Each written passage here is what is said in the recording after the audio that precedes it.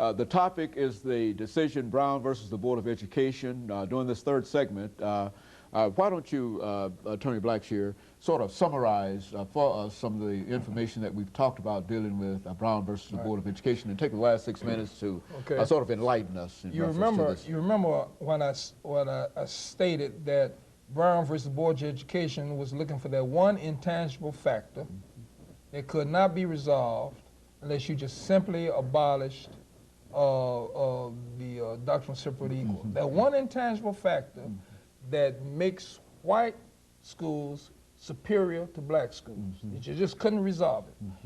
And it was brought out very clearly that when the segregation is the government promoting inferiority among blacks, while at the same time it's promoting superiority on the part of whites. The Supreme Court recognized that in Brown versus Board of Education by saying the segregation affects the hearts and minds of young black children in a way unlikely ever to be undone. That's that one intangible factor that cannot be resolved, that points to inequality between the races unless you just simply abolish the doctrine. And that was the reason why the doctrine was abolished. The first thing that one needs to understand that integration is a tool to make sure that resources are equally distributed. As long as you have one segment of the community that's in a boat on the high seas of life by itself, and will have the tendency to deny that other segment of the community its natural resources. But if our destinies are so irrevocably intertwined, well, we're all on the same boat of the high seas of life, then one segment of the community is going to think twice about pulling a plug because he's going to sink along with everyone else. So integration makes the powers to be honest in the disposition of resources. And that is the beauty of Brown versus Board of Education. Now, when you talk about Brown versus Board of Education, ordinarily we talk about the system of segregation.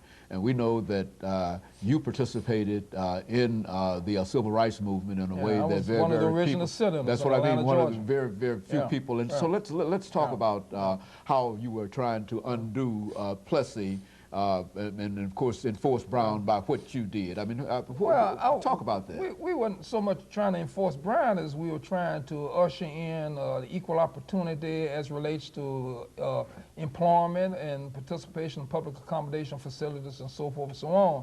I was one of the original senators in 1961 while I was attending Morehouse College in Atlanta, Georgia. And of course, you will have people today that will swear up and down they were all parts of it. But I will tell you, a substantial number of people were on the quiet side of the revolution. Very well. And pretty much criticizing us as being hoodlums and criminals, and that we ought to be in school getting an education. I was on the quiet side. Go on, talk about that. But they were all on the quiet side. Well, I was on the active side. I spent some time in the county workhouse in Atlanta, Georgia, and fortunately, I went to a very good school, that Morehouse College, that appreciated what the students were doing, so I was not penalized educationally, academically for doing that. We brought our books with us and we studied there and things of this type. And we started organizing even the prisoners in jail behind, socializing them behind the various things. And the only thing we wanted, it was just an equal opportunity to participate in the bountiful goodness that this country had to afford to everyone, notwithstanding their race, religion, or sex, origin, creed, or color. And so that was it. And there was a lot of violence associated with this movement. There was a lot of violence practiced on us. We were spat upon. We were called everything except the child of God. And we were just, but you know, we had leadership and we had cohesiveness, and we were focused, you see, and that's the whole point about it. And we had feelings of self-esteem, we had feelings of self-worth, and it's those two intangible things that a person possesses that allows him to go forward with the struggle because of the feelings of self-worth and understanding what he is in history and what the future is all about and what you're trying to achieve in the future. So we were able to sustain that. What would you say to young people today? We find that so many young people are so unfocused, and well, what would you say to get them back in terms of making Brown a reality? Because Brown, the decision was made, but it is not a reality. How could they, as young people, help to make that a reality? About doing what they're supposed to do. For example, I see a lot of young black people today shucking and jiving. They will make man-tan moreland and step and fetch it, cry with shame. And by doing the things that you see advertised in BET and things of this type, they need to come back and have a feeling of self-esteem, feelings of self-worth. Realize that there's a purpose in life other than what they think it is, you see. And to feel that there's an obligation, that there's a meaningful purpose in life, that you are obligated to better yourself and better your race and then better mankind. Maybe not necessarily in that order, but try to accomplish all of them as much as you possibly can. I'm not clairvoyant. I have no special message that I can offer to young people other than to say, have feelings of self-esteem, you see, and get away from this shucking and jiving and being disrespectful to themselves and men being disrespectful to their women, calling them bitches and calling them whores and promoting them on these BET videos as if they are prostitutes and whores and women of low esteem. Black women ought not allow themselves to be treated that way, and black men ought to stop talking and treating women that way. And then maybe somehow we can have enough dignity by which we can do what Charlie Houston always said, I'd rather die on my feet than live on my knees. In a lot of ways, we are still living on our knees. We are still shackling ourselves. We're still chaining our minds as if we were still in slavery. And the only way you can be free is to be a part of some kind of decision-making process that affects the quality of your life. And the only way you can do that is to be leaders in the community. But as long as you are not a leader to the community and then somebody else make decisions for you that's going to impact the quality of your life, then you cannot at the same time say that you're free. And you think that all of them should be ready to participate this season in these political campaigns that are coming up? They need a vote. They need to participate in the political campaigns because this is one of the few real moments in their life where they will be able to participate in the decision-making process. Now, just because they're treated equal does not make them free.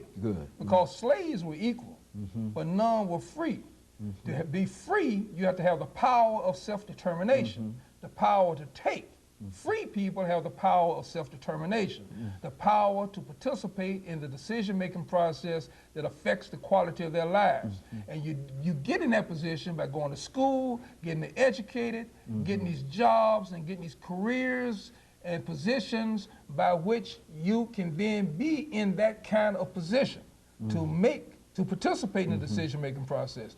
Vote so you can participate in the decision-making process. Become leaders in the community so you can participate in the decision-making process. Be on the school board so you can participate in the decision-making process. And if you can't do that, then you have not had any effect upon the quality of your life, and by not having any impact upon the quality of your life, then you can't say you're truly free. You're just equal among all the other slaves in this world. Very good. Brown versus the Board of Education. Brown versus the Board of Education. And we've got about a minute and a half before we call an end to this show today, but the information that you've given us has gone so far beyond Brown. And of course, we are now celebrating, what, the 50th anniversary of that great decision. Well, the implications of Brown are far exceeding Brown itself, you see. Brown established the foundation, made it possible for the 1964 Civil Rights Act, and once you had integration in the educational system, then it was just a matter of time before you had integration throughout all aspects of human life in the United States. And I like what you said earlier, Attorney, about the Constitution of the United States being a living document. Over the last minute, say something else about that. The United States Constitution does not say what it says it says. The United States Constitution says what the Supreme Court says that it says. And the Supreme Court will always interpret and reinterpret that Constitution to make it say what the society needs for it to say at that very moment. And that's why the Constitution is still a living document. If the Constitution was not interpreted that way, then it will become irrelevant. You cannot have a Constitution that's interpreted up against the background of 19th century needs in a 21st century obligation. The Constitution has to be interpreted to be relevant in the 21st century. Very good. Very good. And of course, let me thank you, Attorney Blackshear, for giving us that excellent information. Give me another 30 minutes. Okay. And of course, let me encourage our audience to tune in again next week for another informative edition of Comments. Thank you and good morning.